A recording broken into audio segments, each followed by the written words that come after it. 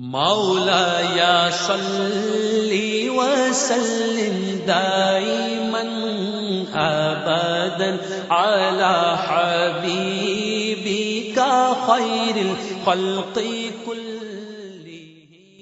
حدثنا المكي بن إبراهيم قال أخبرنا حنظلة بن أبي سفيان عن سالم قال سمعت أبا هريرة عن النبي صلى الله عليه وسلم قال يقبض العلم ويظهر الجهل والفتن ويكثر الهرج.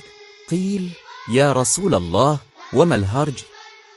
فقال هكذا بيده فحرفها كأنه يريد القتل। हमसे मुक्की अबन इब्राहिम ने बयान किया, उन्हें हिंजिल्ला ने सालम से खबर दी, उन्होंने अबू हुरैरा रज़ी अल्लाह अन्हु से सुना, वो रसूल अल्लाह से रवायत करते हैं, अपने फरमाया कि एक वक्त ऐसा आएगा कि जब से इल्म उठा लिया जाएगा, जहालत और फितने फैल जाएंगे और हर्ज बढ़ जाएगा।